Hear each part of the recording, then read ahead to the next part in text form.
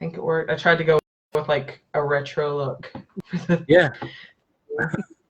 Right. Let me just double check that it's actually on River City Reviews right now. All right. Yeah, All right. Yeah, it says live, so I'm hoping it is.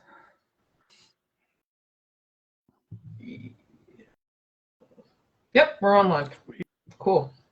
Let's wait for people, I think.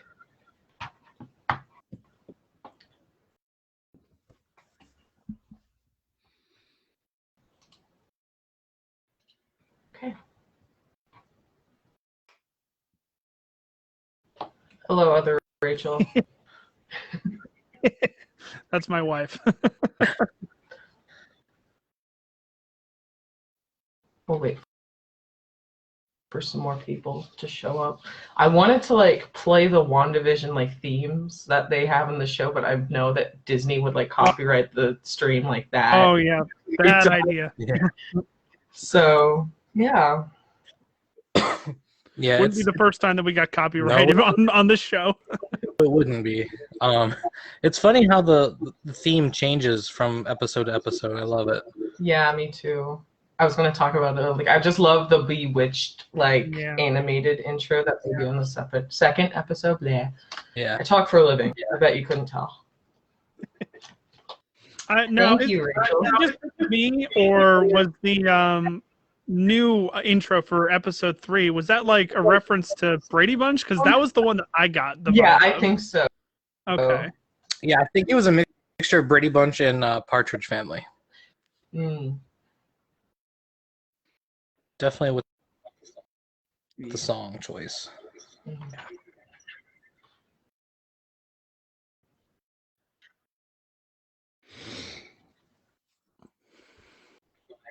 But yeah, we can wait a few more minutes, and then if nobody else joins, we can still do it, and then they can watch it on a rewind or something. Totally. Pull up my notes. I took notes. I was redoing. I was like, there were so many details that I noticed it like watching the second time around. So I'm really excited to talk about it. The way I was thinking we could do it is we could just do overall thoughts and then just kind of take it episode by episode and then just talk about what we think about all of those and everything. Yeah, that sounds good. Yeah. Some stuff might overlap, but I'm sure it'll be fine. I'm assuming people that are watching it have seen it or are planning to see it. So, well, we'll warn them. Spoiler filled. I put spoilers on like every single thing that I've posted. You have been warned. Yeah, I could definitely get used to this layout. I feel like this would be a lot of fun in the future, whether we talk about WandaVision or movies or pretty much anything. Yeah, totally. For sure. But I have to admit, I do miss the Rialto Theater. Yeah, being live is really, really cool. Not that I was there, but it looked cool.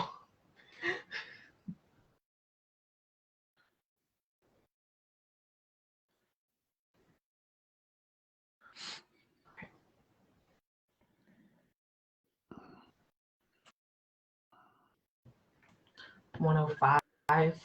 We'll just get started, maybe, or we could do it in the next couple of minutes. Which I was gonna say 105.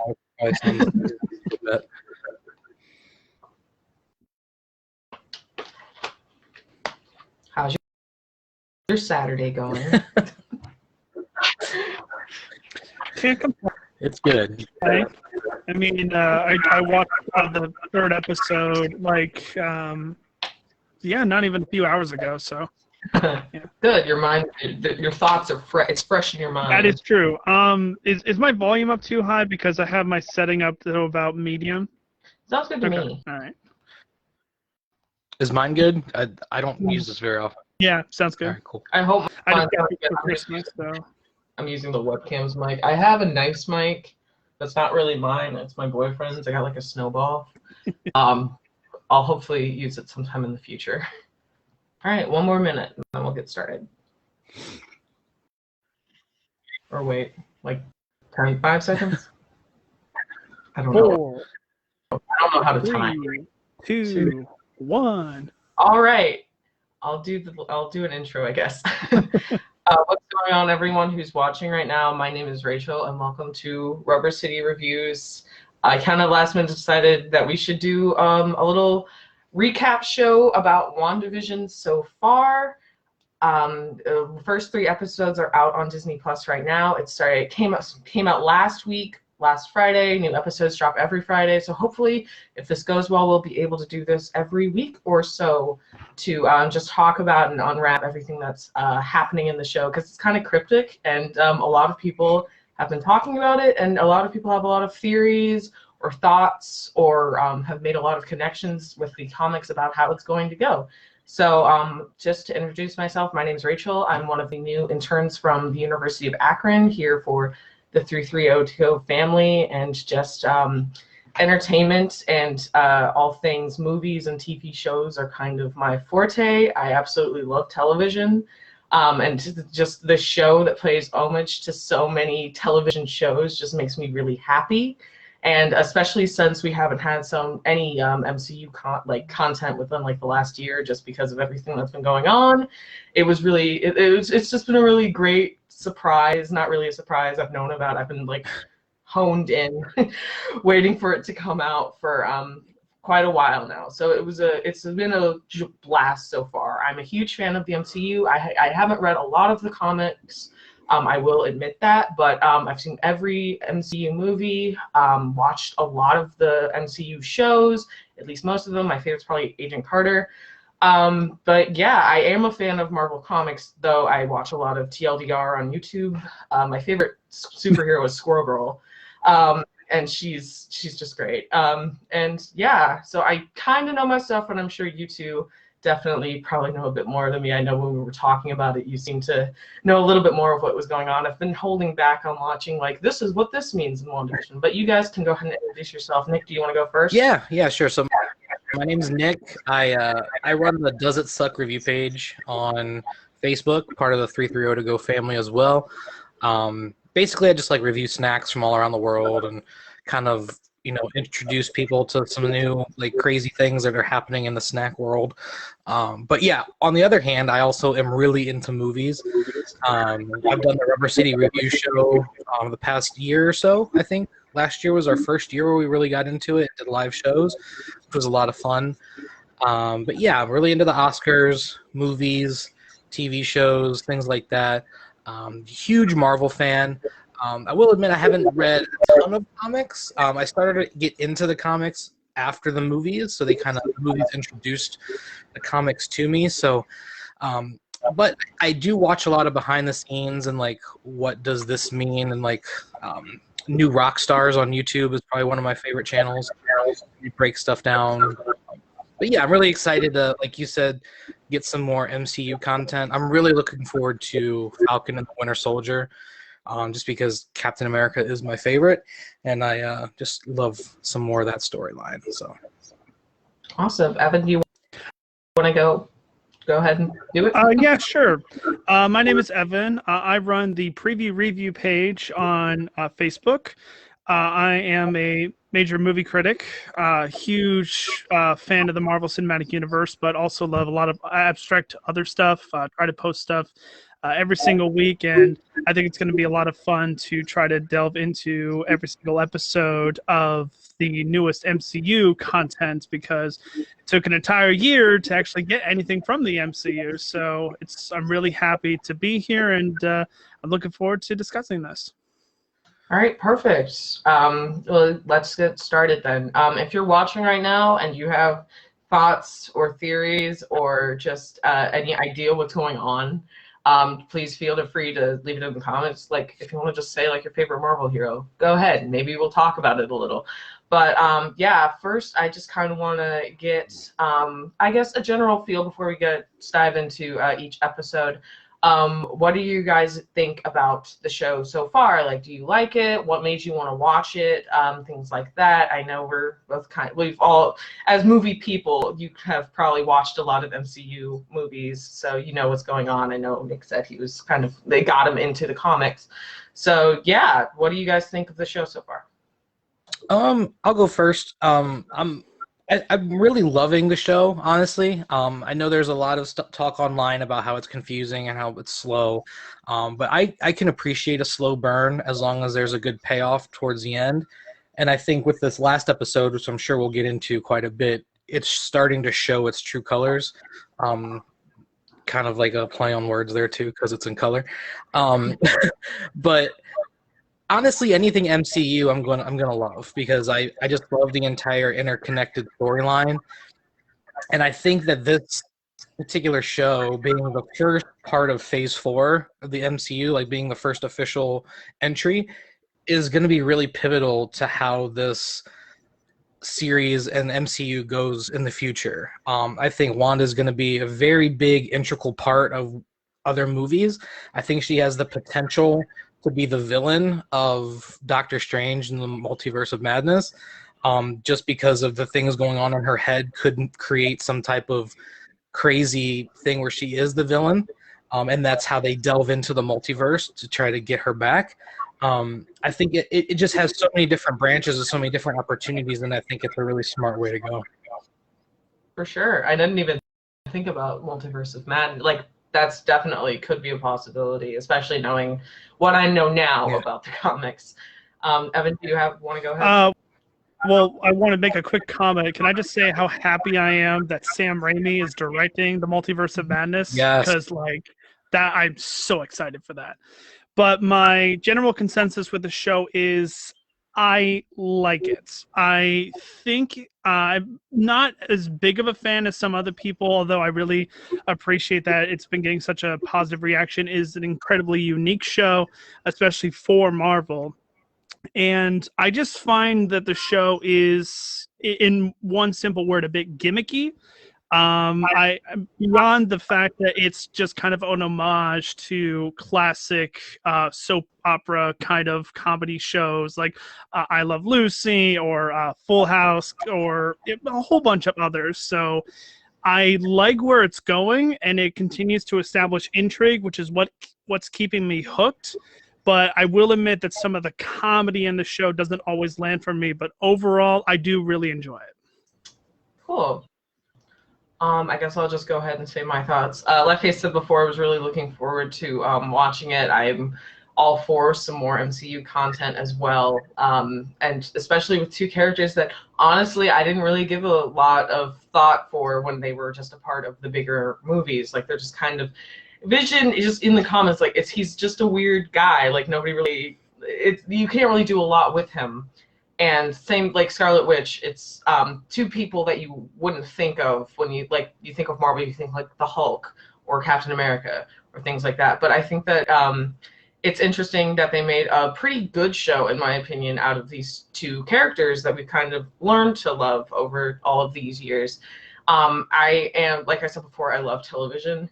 I'm not a huge fan of older television, but I've seen a good bit of like Full House, Brady Bunch, Andy Griffith Show, Bewitched.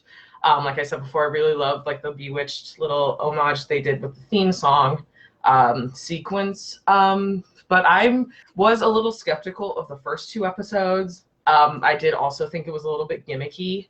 It didn't hook me on until this latest episode that just came out, because now we kind of get a little bit of idea of what's going on, and I think we're going to shift the focus a little bit to what is going on and how, well, I'll just say it's probably Sword, that how Sword is going to deal with it, or just the people of Earth are going to deal with what's going on, and I'm looking forward to it. And the 70s, it was a little bit more funny, in my opinion. So hopefully it keeps getting better. I'm really hooked on it now. That's why I wanted to do this. And yeah, cool. So if we want to just move on to kind of just the breakdown. Yeah, we can. If that's start at episode 1 and kind of work our way through it. Perfect. So I guess quick synopsis. We'll start with, we're going to, first of all, spoilers from here on out, like major spoilers. We're just going to talk about the show. So episode 1, we start in a 50s sitcom, kind of like I Love Lucy, things like that. Vision and Wanda have just moved into their new suburban home in the town of Westview, and they're trying to figure out what the heart above the date August 23rd is. With the help of neighbor Agnes, Wanda thinks, oh, it's their anniversary, but at work, Vision finds out, oh, it's dinner with Mr. and Mrs. Hart at the thing. So hijinks ensue, the dinner happens, weird choking thing happens at the dinner where Vision has to help, where it gets really weird and encrypted, and the camera angle changes, which I thought was really good. It's like, okay, something's wrong. Obviously something's wrong, a man is choking. But yeah, and they leave, and all is well, and haha, everything's good, and fade to black, and somebody's writing something at the end of the episode. That's as brief as I can make it. Yeah, what do you guys think? We can just say what you want to talk about in regards to the first episode, I guess. You can go ahead, Nick. Okay, yeah. I mean, I think the first episode, I was really excited because, like you said, it's been a long time since we've had any MCU content. I was like I didn't know what my expectations were. So I was going into it kind of like, what is this going to be? And it was a little, it took a while to get used to kind of the tropes that they were going through, and kind of like, once I understood that this probably isn't real, and it's probably like a simulation, or it's some type of dream or something, then the quirkiness and the corniness kind of made sense to me, just because it's kind of playing off of, I don't know, it just made it seem like it's not so serious, I guess I'm trying to say. But yeah, I thought that the choking scene at the dinner table, still thinking about it now, it's just weird to me, because I'm not sure, I don't know the point of the one woman just saying stop over and over again. Like, it just seems really out of place, and I don't know if those characters are there to try to persuade Wanda to do something of a greater, like, they're all there to try to get her to do something, and they realize that their plan is failing, so she's saying stop, stop, stop. That's not part of the script. Like, I don't know. It was very weird to me. Almost like whenever they say stop in the third episode, whenever things start to get weird, and I think the one girl who's Monica Rambeau, I don't remember her name in this episode, but she says like stop in the third episode, and it brought back like a callback. Like, I guess when things get off script, they kind of like trip out and lose their mind a little bit. But I don't know. I think the first episode was interesting for sure, and it made me want to watch the second episode. So I guess it did its job.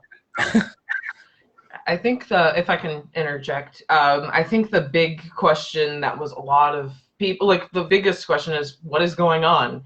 What are, like, I've heard so many things of, like, they're in hell, they're in a simulation, Wanda's in charge of it. I thought Agnes was doing something with it, and she's keeping them there. Is somebody keeping them there? It's like the whole question in the second. I was like, who's doing this to you?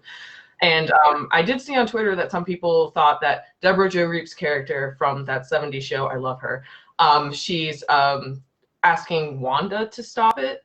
Like, Wanda's in control, and we do kind of see that in later episodes. But who knows? It's a little bit jarring. Evan, what do you think? I will definitely admit that the first episode I wasn't a big fan of. I kind of felt where Nick is coming from, where it kind of took a while to get used to, but I don't know if I ever did quite get used to it, because it was so jarring to see these characters that we generally know from being really action-oriented heroes, to see them in this new environment. Granted, I do love all of the different intros that the show has for every single episode, and I'm sure we'll get into that eventually, but of course I do love the style, and there is a certain amount of intrigue, and once we delve into the more of the theories, then I'll elaborate a little bit more. But overall, I just thought it was kind of fine. Again, some of the comedy just doesn't land for me, and it's just some of the tropes of, like, the whole dinner scene was just kind of awkward, and my wife said it was kind of cringy, and, like, yeah, I kind of agreed with it, so it was fine in my opinion. Yeah, I have to agree with you on that. Again, like, first two episodes, I was like, okay, I guess we'll see where it goes. It wasn't that great, but I guess that's kind of the point. It's like 50s TV isn't, like, that great. Like, with I Love Lucy, like, no, there's not a bunch of people still watching it and talking about it. There's like a couple of really standout episodes that have stood the test of time and get parodied all over again. But yeah, and for me, I don't watch shows like I Love Lucy and stuff like on the reg. So for me, it was just like, oh, haha, it's like a little bit campy. A couple of the jokes made me chuckle a little, or just be like, oh, that's pretty funny. Mostly just from Agnes, though. I love the way Wanda talks, like, oh, wow, like very exaggerated. Yeah, other than that, I don't really have much to say about the episode in general. The dinner scene was a little bit weird. I thought it was funny when just Vision was just like singing yakety yak. I was like, yeah, that's what I would do in this situation, just like panic. But yeah, we could totally just dive into some of the theories now after that. I have some notes, some things I've noticed. I'm sure you guys have too. And the theme song, if you want to just talk about the theme song. Yeah. Evan, you can go ahead and go if you want. Oh, okay. So to elaborate on the theory that I mentioned earlier, it kind of comes into play with the same thing that we were talking about with the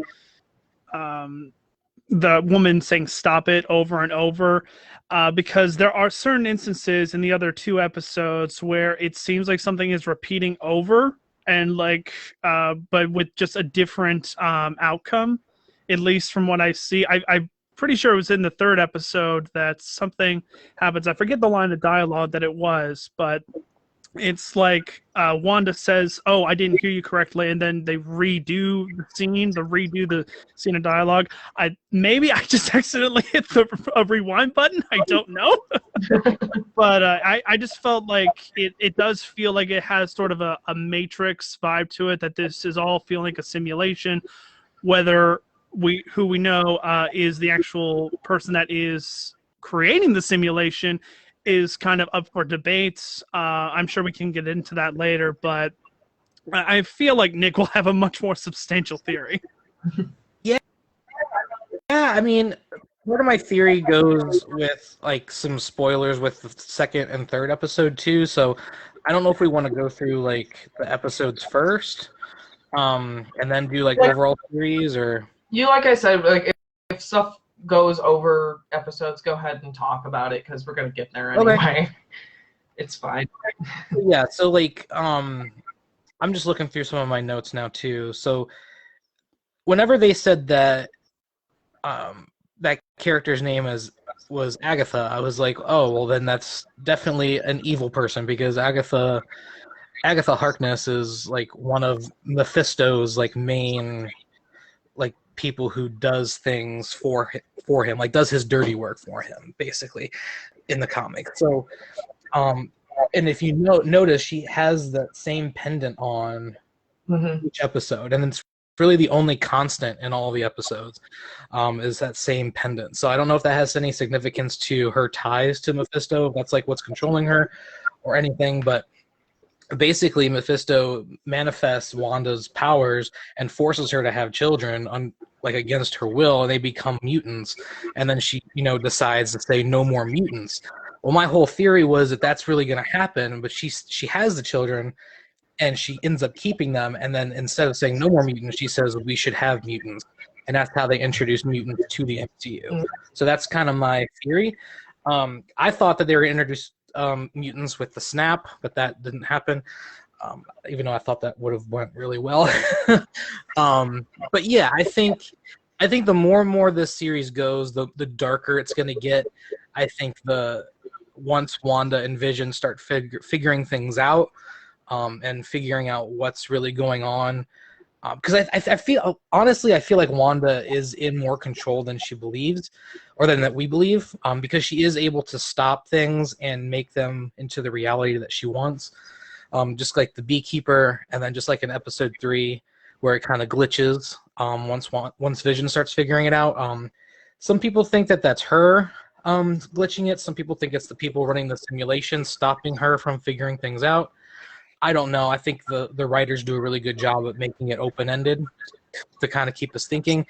But I do think she is in, after losing Vision in Endgame, I think she may have isolated herself in this reality and created these things so she can manifest him and the life that they had together and create things. And then Sword kind of came in to make sure it doesn't get out of control. And they're just trying to figure it out. But that's kind of my theory. And I just hope it does go a little bit darker, because I'd love to see that angle with this type of a show. I think that then the comedy could really hit, because it'd be a nice juxtaposition between the darkness and the comedy. But yeah, that's kind of my thoughts. Yeah, totally. I agree with a lot of what you said. I did also notice the brooch magnet shares. I was like, I didn't know if she wore it in the third episode, but when I rewatched it, I was like, yep, nope, she has it on. So that is really like one of the weird constants that happens in the show. I kind of agree with the theory of like she's just kind of making this sort of bubble world, like big reality where like she and Vision can be together, because like as we know, he's like gone. So I don't know. That's another thing I'm kind of like wondering what they're gonna do like with is this just like a fake Vision? Did she somehow bring him back and like put him there? Because he still has the Mind Stone in his head in like his regular Vision just look, obviously, when he's like this himself. So I'm wondering what they're going to do with that or how that happened. I've heard it's a weird afterlife thing, but as we kind of see in season 3, in episode 3, that's probably not what's going on. It seems like they are on Earth, or at least on a human inhabitable planet, in an actual Westview, not like some weird thing.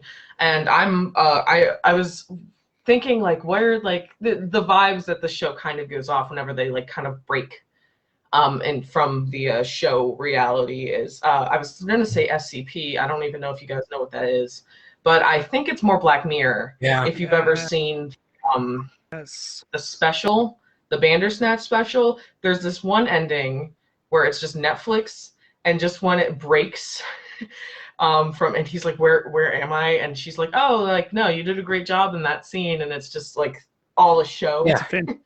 And so Half the comparison. yeah, I was like, that's just thinking now, I was like, that's probably where I'm like the vibes that I'm getting from the show. But I like how cryptic it is. Like I love those vibes. But yeah, a couple of things that I noticed. I did notice like looking on Twitter, a lot of other people were saying this too. The whole my wife and her flying saucers and my husband and his indestructible head, like she was kind of moving some of Thanos' spaceships in Endgame, and clearly his head was not indestructible in Infinity War. So that's probably something. I do want to talk more about the commercials, because those are very obvious things. The toaster, a lot of people said that it was probably the bomb. That was all the way back in Age of Ultron, where she talked about how after a Stark bomb hit Sokovia, she was trapped with her brother and her parents, who were dead for like days. So that's the thing. I heard theories that the two actors in all of the commercials are her parents. I don't know about all that. She might have just chose people. I saw a lot of lobsters in the show. I don't know if that was just me. It was like, obviously she's making lobster thermidor, but also there was like a lobster in one of those hand casts that like look like animals that you like put food in and like makes the things. There was a lobster one, and that was in the commercial, and it was in her kitchen. So that was weird. And I noticed that too. There's like animal themes through each episode. Abe Brown, one of the credits, he's one of the students at Peters High School. He's on the debate team. I think that Darcy was the one that was writing at the end of the episode, because I know that Kat Dennings says she was going to be on the show back as Darcy. Oh, for sure. Yeah. Sword is probably who's like all the Sword logos. It's probably who is doing this. And one thing that my big cross episode thing is I keep seeing hexagons, and I know I know that it's there. And I was like, okay, I caught all of them, but then no, there were two more. And I'll just talk about like the obvious big hexagon is when they're fading to black, it's just on Vision and Wanda's face, and it's just a hexagon. And I don't know what that's about, but I will talk more about more hexagons later. I think it just has to go with the whole thing, like they're in a hive and she's the queen bee. You know what I mean? And they're just in this controlled environment. Even in this last episode, Geraldine, her earrings are hexagons. Yes, that's one of the ones I noticed. And what's interesting is whenever she gets thrown from the dome or wherever she's at into the real world, her clothes stay the same. Mm-hmm. So she doesn't get thrown into whatever she was wearing before. So in the future, if things happen like these two children that she has, they do become mutants, Speed and Wiccan, whatever, if they keep those names, and they get thrown into the outside world by some chance, then they're still mutants. So whatever happens inside doesn't change whenever they come outside. So I think that's a very interesting plot point that might be revisited later on. So I'll briefly interject. Does that mean that you think that the beekeeper seen in episode 2 is more symbolism, or do we think or presume that it's like an agent with sword? I think it's both. I think it was an agent of sword trying to get in there, and whenever he goes in, he's obviously not going to be in a uniform. Whatever is manifesting in there changes how people look. So he just came out as a beekeeper because he's trying to control the hive. So maybe he's like some type of leader in sword who's trying to control that Wanda in the hive. Same with the toy sword helicopter that we saw in like the trailers with it circling the like the dome. Maybe it got too close and got sucked in. And that was a pilot of the helicopter. I don't know. There's a lot of things that could have been. There's a lot of weird stuff that we don't know. Yeah. I guess with that, we could just move on to episode 2 because it looks like we kind of want to talk more about some stuff that we see in later episodes. Because the first episode is a lot more normal than the rest are. So yeah, we'll just start with episode 2. Quick rundown. It's a cute like the intro is, like I keep saying, it's more Bewitched. I think I Love Lucy was the first intro. It's animated. It's really cute. There's actually a hexagon in the stars, like dun dun dun dun, and then it's all around the moon. I caught that this time.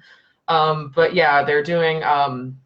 Wanda really wants to fit in, so they're doing a magic show for Westview. Vision is concerned about some weird. He wants to join like the neighborhood watch because of some strange noises that have been happening at night, even though it's just like their tree. Wanda goes off with the women to do the planning committee at the pool, and Agnes is like, "Oh, make sure you get on this woman's good side." She like basically runs the neighborhood. Meanwhile, Vision goes to the library. Turns out it's just the guys being a bunch of busybodies and gossiping and stuff, not really a neighborhood watch. But he chews some gum there, and he gets the same reaction as you would if he were drunk, because he's a machine and he shouldn't be eating organic material. Meanwhile, at the pool, Wanda meets Geraldine, that's her name in the show, Geraldine. And she kind of annoys the lady that is supposed to be like run the neighborhood. And when they're cleaning, she kind of pulls her aside and she's like, "I don't like you. I feel threatened." She's like, "I don't mean to like make you upset or anything." She's like, "I don't trust you." And she like kind of is breaking. She's like, why are you here? What's going on? And then the radio breaks and it's somebody asking who's doing this to Wanda, all of that stuff. And then the woman breaks a glass, and then the blood is very. I totally forgot to talk about the helicopter. Toy helicopter crashes in Wanda's yard. The magic show goes away because Vision's drunk and he's doing real magic, and she has to fix it by making it look like fake magic. And they win like best comedy trophy. Go back to the house. Wanda's pregnant now, like miraculously. A beekeeper comes out of a manhole at night, and Wanda just says no. The scene reverses, goes back to her being pregnant, all is well, fade to black, end of episode 2. The commercial in this is for Stryker watches, and there's a Hydra symbol on it. That's really the synopsis. Sorry, I feel like we're getting longer. Sorry, I'm trying not to ramble. But yeah, what do you guys think about this episode? And then we can talk some more about theories. Evan, Nick, whichever one wants to go first. Yeah, well, I'll go. I think it was a really interesting episode. The part where she breaks her hand and that radio kind of breaks is really interesting to me, because that was I think it was flashing red as well, or no, that was the toaster. I'm sorry. no, the only red in that was the blood. But the radio like breaks, and then whenever it cuts back, it's totally fine again. So I thought that was interesting. And it's obviously people from the outside are trying to reach her in some way. And I think it's becoming more and more apparent as it goes on that maybe she doesn't want to be, she doesn't want to be interfered with. This is her reality that she's creating for herself. This is the only way that she can be with Vision, and people should just let her have her thing. But yeah, the helicopter was interesting. The Strucker watches was interesting too. I think the two main takeaways from the toaster and the watch is the ticking sounds that they both make, and how they're increasingly ticking like a bomb. And it's not like a normal watch. It's like tick, tick, tick, tick, tick, tick, tick, tick, tick. Like it's like you said, the bomb that she was stuck next to, that she reminded why she hated Stark so much, because it just reminded her of the bomb that was next to her, and they never knew if they were going to blow up or not. And Strucker being the guy that enslaved them both in the jail at Sokovia, that had Loki's scepter, that tested on Pietro and her. That was Strucker. So I think we'll probably get into the third commercial when we talk about the third one, but I think the commercials are really something to pay attention to. Even though they are so kind of obvious, they're going to give us the most insight into what's really going on, I think. Totally. And before Evan goes, I just want to say, Kathy, I did notice that the staging of the house and the backgrounds change every episode. I think it's to go more with the era. I actually changed my phone background. Marvel uploaded some of just like a TV with like the show on it, and a bunch of the backgrounds on those images are the same ones in the show. So I thought that was really interesting and really good world building, I guess. Evan, if you want to go ahead. Yeah. For the second episode, I think a lot of my similar gripes kind of persisted when compared to the first episode. Like, again, some of the comedy didn't land for me. The whole magic acts honestly just kind of dragged for me. I wasn't a big fan of it, but I did love the splashes of color, both from the helicopter as well as the blood splatter, because I'm a real sucker for style, and I just love it when things are juxtaposition, and that really intrigued me, and I feel like there's a lot to unpack there. If we are going to talk a little bit more about theories, I'm wondering personally, if that helicopter was maybe a surveillance system, like some sort of drone or something, which to me makes the most sense. I don't know if either of you have a similar theory, but I especially love the ending with, as we mentioned, the beekeeper and Wanda rewinding time in order to avoid that outcome. So I definitely think it was an improvement from the first episode, but again, it only had the bare minimum of intrigue when compared to this third episode, which really actually got into stuff that I'm really excited to see. Awesome. Yeah, totally. I did notice that when the helicopter crashes in the second episode, when Wanda's kind of turning around what is going on, it sounds like an actual helicopter crash. It's not like a toy, just kind of dinked into her window and it almost it fell. It almost sounded like a lawnmower malfunctioning. Yeah. Or something. And then even the audience laughed, because it's such a weird reaction. They actually filmed these in front of a live studio audience. Yeah, totally. I thought that was cool. But yeah, it had the sound of an actual crash of something. I totally forgot about that. But I think a drone makes more sense than an actual helicopter for me. Yeah. Got it. But still an interesting concept. I thought that was a really cool thing for them to do. Yeah. I liked this one's plot a little bit more. I thought it was cute. I thought it is still a little campy, and I wasn't totally sold on the show yet still. But I thought that the plot interested me more. I was like, oh, this is cute. Like the magic show aspect, I was sort of entertained. I'm like, how are they gonna make it look fake? And he's just like, that was my grandma's piano. How did she make it cardboard? And I like how she just used mirrors for the last one, because that's how it always is with magic shows. It's just, oh, it was mirrors the whole time, and nobody's like, is that how mirrors work? Oh, whatever. Yeah. But it was the introduction of Geraldine that was weird, interesting. She's not Geraldine. I kind of know this already from outside. I think it's probably a spoiler for future episodes, but I mean, Marvel revealed it. She's actually Monica, I think is her name is. She's the adult child of the one woman from Captain Marvel. She was the kid in Captain Marvel. Now she's an adult. Yeah, Because of the 90s. Monica Rambeau. Yes. So that'll be interesting to see what's up. She might be a sword agent. Probably a sword agent. Who knows though? But yeah, I thought that it was cuter. I liked it more than the first episode. Wasn't my favorite out of the three, but I liked it more. I thought the concept was a little bit more interesting. I thought I might interject really quickly. Can I also just say that I love the way that they implement the special effects, that it actually still feels like an effect from that era rather than just simply being CGI. And again, sucker for like old-timey effects. So that just always made me smile.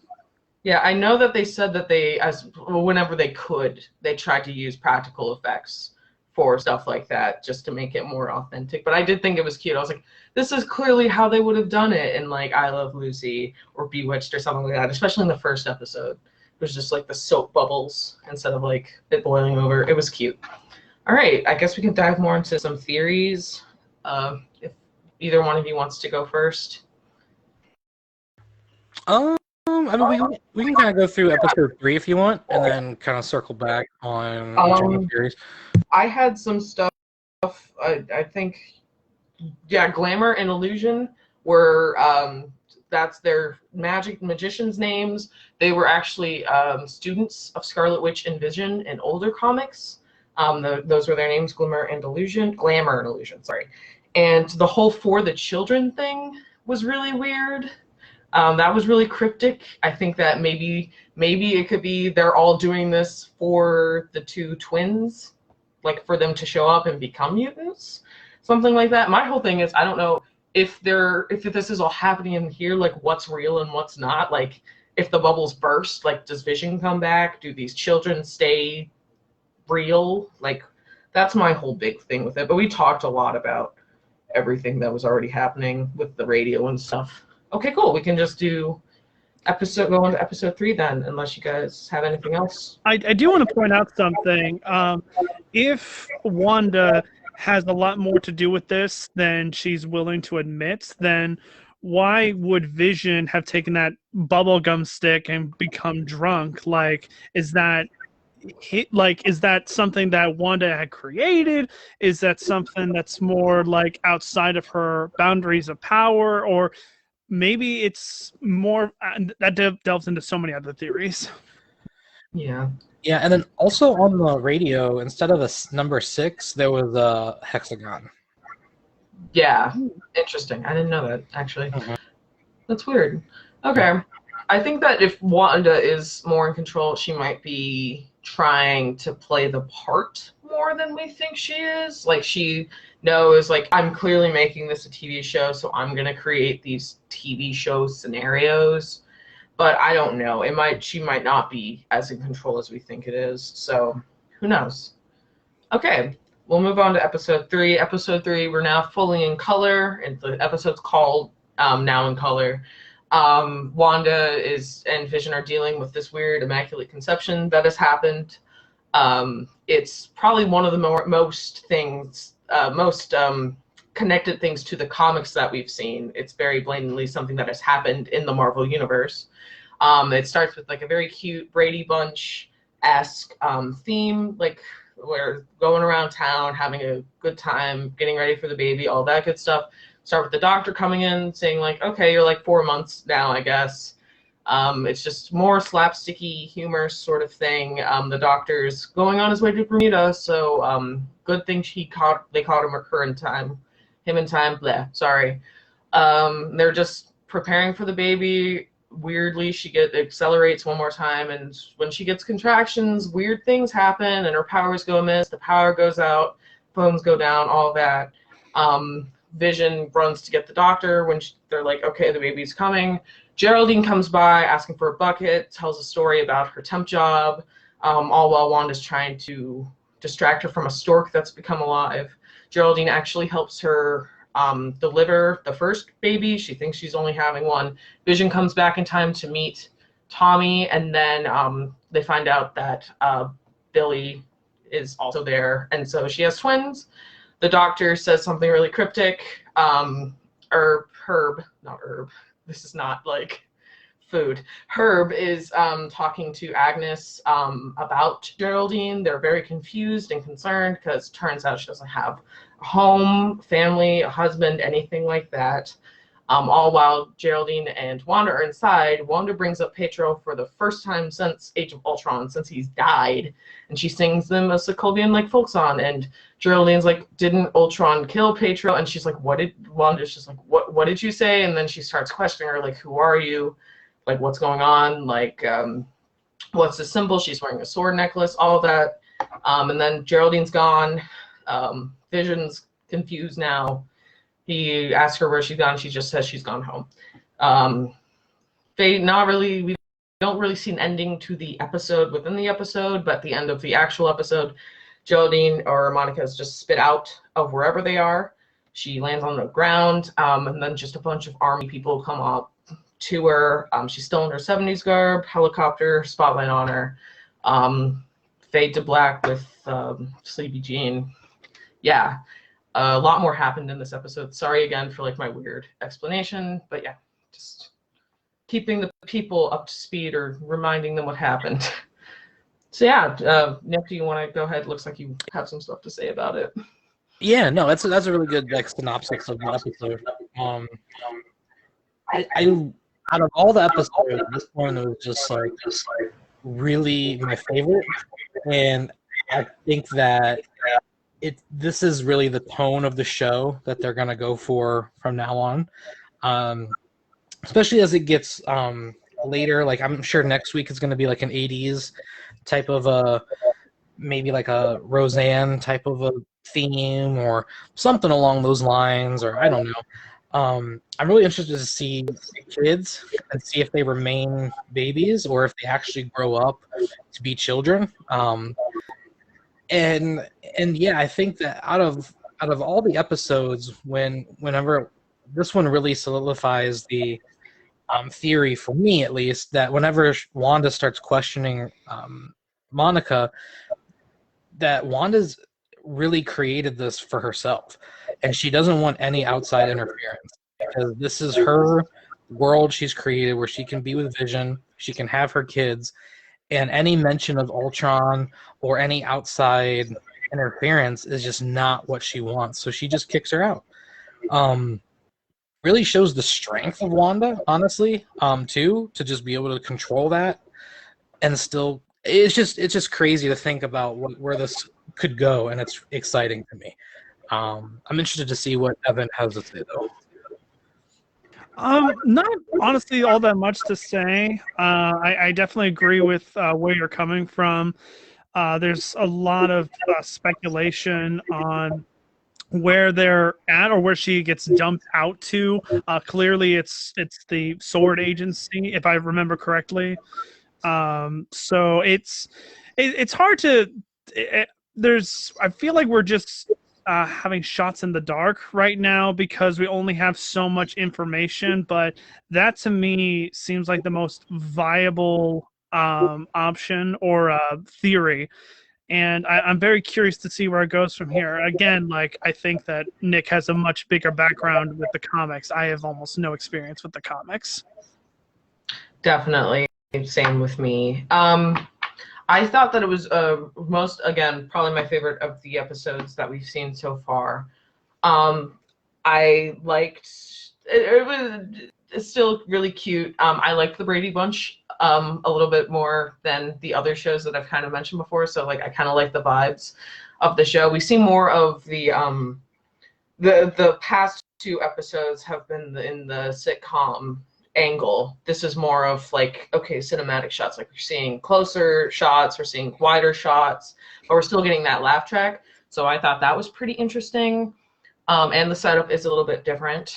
I thought that, yeah, it was cute and it was fun. And we do get a lot more insight into what is actually happening. And I definitely agree with Nick of like, she doesn't want any of this to change or be any different than what she wants it to be. So maybe her happiness right now is just a picture perfect family that you would see on a TV, and she just wants that. She doesn't want any worries, actual cares, stuff like that, anything bad that would remind her of basically all the trauma that has been caused for her from the past, of just her brother dying and then Vision dying and then the world, she just disappearing from the world for 5 years and then coming back and just having to defeat Thanos.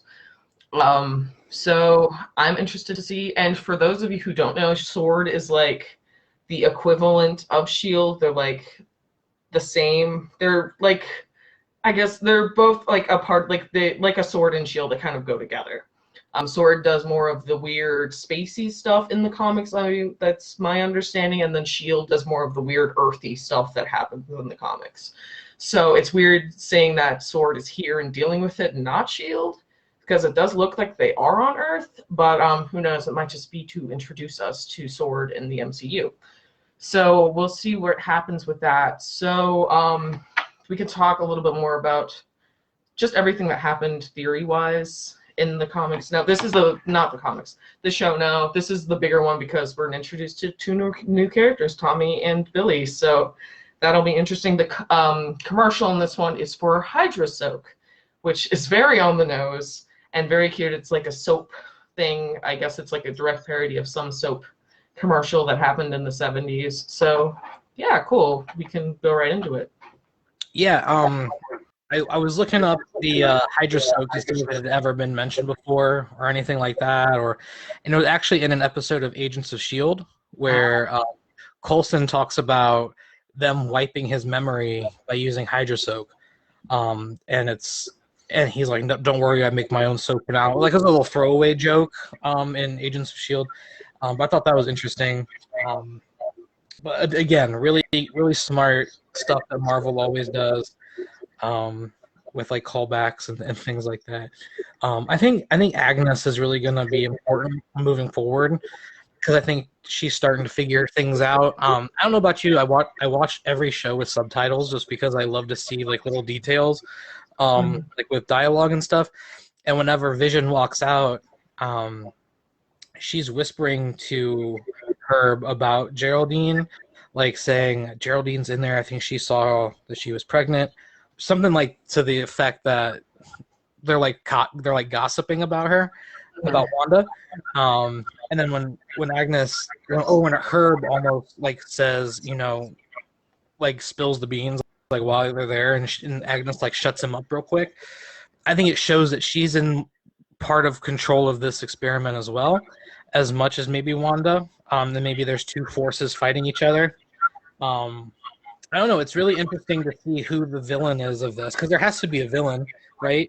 Like, is it Wanda herself, or is it? It's just interesting to see the dynamics and how close they're playing their cards, because this isn't a very long series. It's like 8 episodes, right? Yeah, and each episode is only like 30, 35 minutes. Yeah, and so that's including credits. Exactly, yeah. So, which the credits are like movie-length credits, which is crazy to me. But yeah, we only have 5 episodes left, and on one hand, that's really good because there's not going to be like a throwaway, like throwback episode where we have to like see their background story or like get some type of, I don't know. I hate those episodes, but it just seems like there's a lot that they have to tie in, and I hope that it's a good payoff. For sure. Sorry, I heard some weird noises, so I was like, somebody trying to break into my house. But yeah, I agree with a lot of it. It does seem like Agnes knows a little bit more too than she is leaked on to me. Probably why she's trying to become friends with the Visions. Very weird. Didn't know about any of the things we were whispering about, so I do think that it's interesting that you got to get a little bit of. Isn't it weird that his name is just Vision? Yeah, like no. Why does nobody find that weird? Or like whenever he was at the office and like Mr. Vision, and I'm like, so he doesn't have like a normal like business name, and he's just Vision. I think that's weird. Yeah, I will say that gossip does seem to be a big factor of the town in general, even in the little theme that they're doing. First of all, the theme sequence, bunch of hexagons.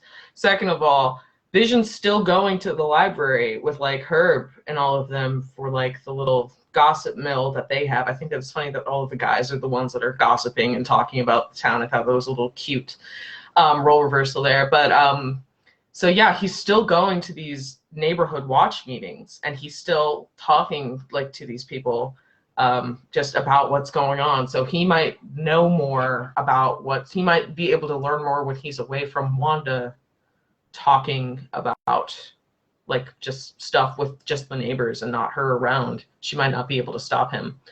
So yeah, and thank you to Kathy. It's Calgon. That was I think that's how it's pronounced. That was the commercial they were parodying. And it was 70s. And thank you, Jeremy. I'm happy that we're doing live again too. But yeah, just looking at the comments. Sorry, I don't know if you guys can see them. But yeah. Oh, sorry. That's fine. But yeah, that's what people are saying.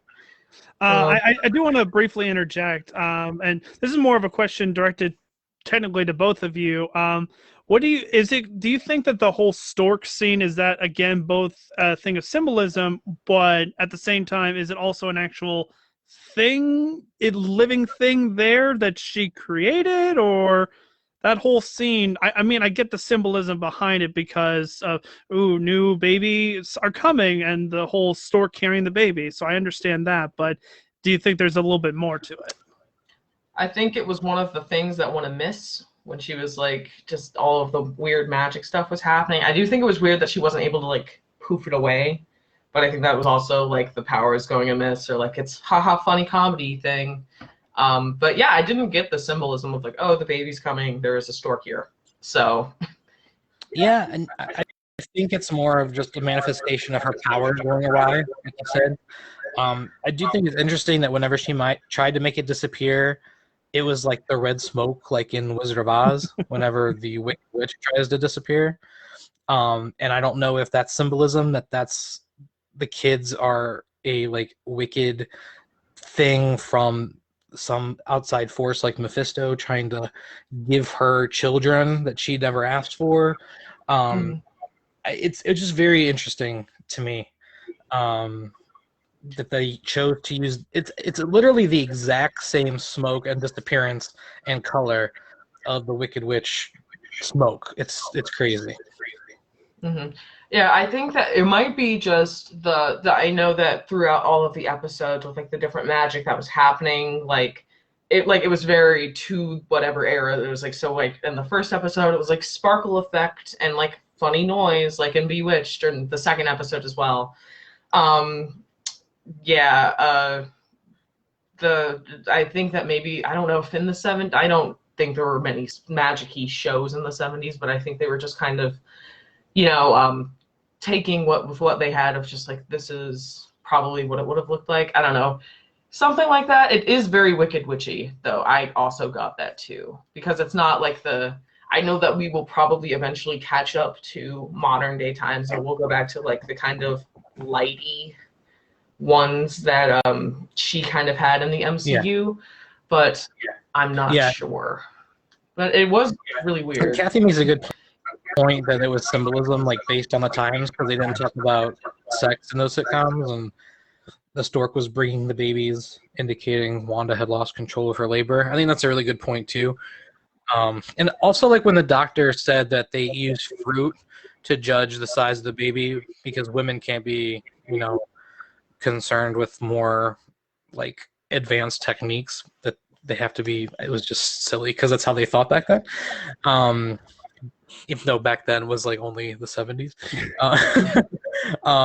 But yeah, I think another thing that's interesting is when we talk about the stork, like we're like trying to pick away different details, and that probably has nothing to do with anything. It just shows how much like the writers have done to like make us think that every little detail is a key to something bigger.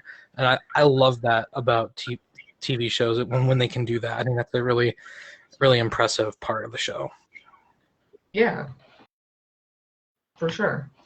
I do like kind of like how Kathy they're playing to the rules of like just all of the like shows and stuff. Like you can't talk about sex, but like in the second episode he's like wanting to get the light, and like that it's implied. Like you can't just like, and the fact that them bringing the things together was like, because in the 50, like I Love Lucy, they had two separate bets. So like them doing the thing together, that was a big thing.